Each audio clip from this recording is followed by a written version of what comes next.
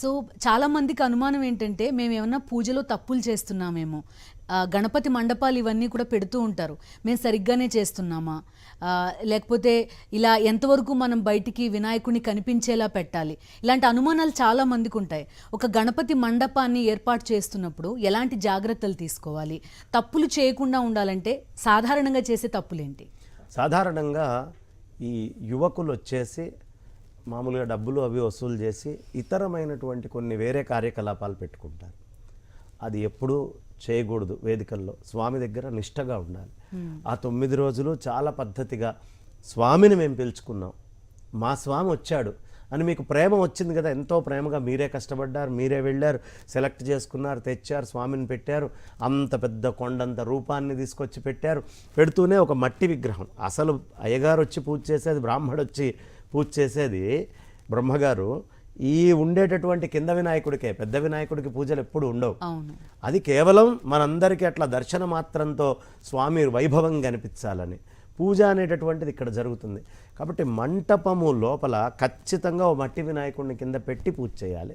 ఒకటి, పత్రి గిత్రి అన్నీ జాగ్రత్తగా తీసుకురావాలి. అక్కడ ఉండేటటువంటి శాంక్టిటీ అంటే ఇతరమైన అలవాట్లు ఏవైనా ఉన్నా కూడా అయ్యప్ప స్వామి మాల వేసుకున్నప్పుడు మిగతా అలవాట్లన్నీ మానేసి వాళ్ళు ఎలా ఉంటారో, ఇది కూడా ఒక 9 రోజులు దీక్షగా అందరూ ఇతరమైనటువంటి అలవాట్లన్నీ పక్కన పెట్టి స్వామిని తూర్పు ముఖంగా కానీ ఉత్తరముఖంగా కానీ తీసుకొని ప్రతిష్ఠ చేయాలి. లేకపోతే ఇంకొక వైపు ఏదైనా యోగ్యమైనటువంటి, అక్కడ వాళ్ళకి పరిస్థితి కొంతమందికి ఇటు తప్ప పెట్టుకోలేము, ఇటు పెడితేనే అందరికీ కనిపిస్తుంది అని అనుకున్నప్పుడు కూడా స్వామి ఎటువైపు ఉన్నా దోషం లేదు. ప్రధానంగా తూర్పు ఉత్తరం అవకాశం ఉంటే మాత్రం తూర్పు ఉత్తరాలుగా ఉంటే చాలా విశేషమైనటువంటిది. దక్షిణావృతమైంది అంటే సాధారణంగా ఆయన తొండము దక్షిణావృతమై ఉన్న తొండమున్నది తీసుకొస్తే దక్షిణం వైపు పెట్టుకొని దక్షిణామూర్తి స్వరూపంగా ఆ గణపతిని ఆరాధన చేయొచ్చు. పశ్చిమము పెద్ద దోషభూయిష్టం కాదు, వీలుని బట్టి పెట్టుకోండేది. కాబట్టి ఎటు ఉన్నా పర్వాలేదు, జాగ్రత్తగా తూర్పు ఉత్తరాలకు ఎక్కువ ప్రాధాన్యత ఇవ్వాలి. ఇంట్లో గణపతి కూడా ఇంట్లో అయితే మనకి ఎవరు ఎట్లా చూస్తారనేది లేదు కాబట్టి తూర్పో ఉత్తరమో పెట్టేసుకుంటే మనం ఉత్తరం వైపుకో తూర్పు వైపుకో తిరిగి పూజ చేసుకోవడానికి ఉంటుంది. కాబట్టి చక్కగా ఆ విధంగా పూజ అది సామాగ్రి అంతా తెచ్చుకొని, సమస్య ఏంటంటే స్నానం చేయకుండా అక్కడికి వెళ్ళకూడదు. ఊరికినే అంతా అశుచిగా అన్ని పనికిమాలినవన్నీ కూడా తీసుకొచ్చి అక్కడ పెట్టకూడదు. కొంచెం పద్ధతిగా, గణపతికి ఆచారము చాలా ప్రధానంగా ఉంటుంది కాబట్టి గణపతిని ఆ ఆచార వ్యవహారాలని జాగ్రత్తగా చూసుకుంటూ, ఎందుకు అంటే శ్రద్ధగా మీరు తీసుకొచ్చి పెడుతున్నారు, ఎంత శ్రద్ధగా వీధిలో పెట్టిన వాళ్ళు ఉంటారో వాళ్ళంతా ఉన్నతికి వెళ్ళిపోతారు. స్వామి ఇట్లా తొండంతో పైకి లాగినట్టుగా లాగేస్తాడు వాళ్ళని. కాబట్టి మన లోపల శ్రద్ధే మన గణపతి.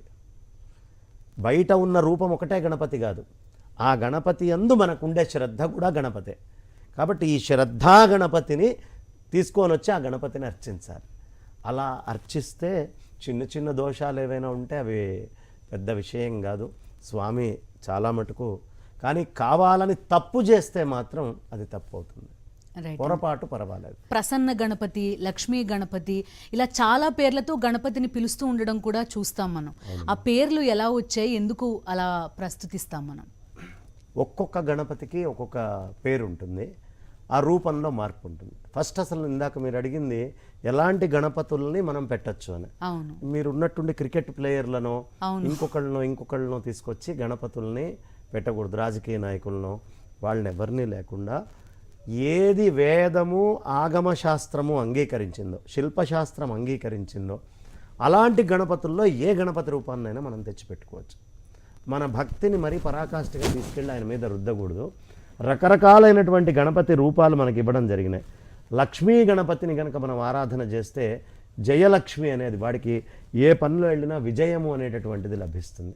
కాబట్టి లక్ష్మీ గణపతిని మీరు పూజించండి అయ్యా అని చెప్తారు. అలాగే బాల గణపతి, తరుణ గణపతి, భక్త గణపతి, రకరకాల వీర గణపతి, నాట్య గణపతి.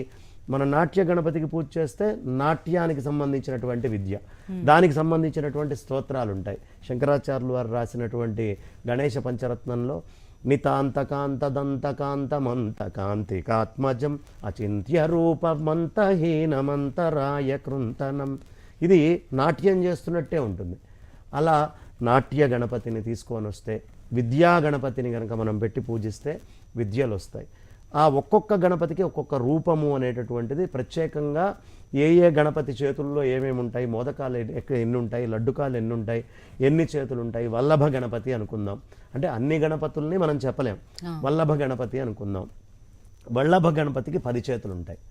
ఈ 10 చేతుల్లో పైన ఉండేటటువంటి 2 చేతుల్లో ఒక చేతిలో చక్రము, ఇంకొక చేతిలో శంఖము ఉంటుంది, పద్మము తీసుకొని. ఇది దేనికి గుర్తయ్యా అంటే విష్ణుమూర్తికి, లక్ష్మీ అమ్మవారికి గుర్తుగా తీసుకొని వస్తారు.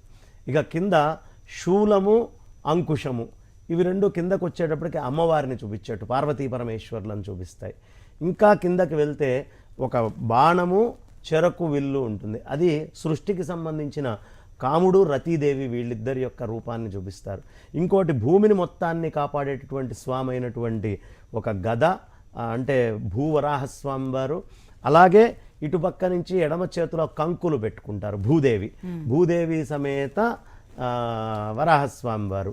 అలా ఒక్కొక్కటి మనకి రూపాలని తీసుకొని, ఒకటి అభయహస్తం, ఒకటి వరదహస్తంగా పెట్టి ఆ పక్కన ఎడమ తొడ మీద అమ్మవారు కూర్చొని ఉంటుంది. అలా ఆ అమ్మవారిని కూర్చోబెట్టుకొని స్వామివారి యొక్క ముఖము పైన ఉంటుంది, కింద శరీరం. ఇదంతా మెడ కిందంతా నరాకారం, ప్రకృతి. ఎందుకు మనకి కథలోనే తెలుసు కదా, పార్వతీ అమ్మవారు మొత్తం తయారు చేసింది. పరమాత్మ యొక్క స్పర్శ లేకుండా స్త్రీ మొత్తం ఒక రూపాన్ని తయారు చేయకూడదు. ప్రకృతే ఒక రూపాన్ని తయారు చేసి దానికి పరమాత్మ స్పర్శ లేకపోతే లోకమంతా కూడా మేము అలా తయారు చేస్తాము అనే నింద వస్తుందని పరమేశ్వరుడు వచ్చి శిరస్సుని ఛేదించాడు. ఛేదించి శిరస్సు దాకా పరమేశ్వరుడు, అప్పుడేగా ఆయన తండ్రి అయ్యేది. మళ్ళీ ఆ గజాకారాన్ని తీసుకొచ్చి శరీరం ఇచ్చేశాడు.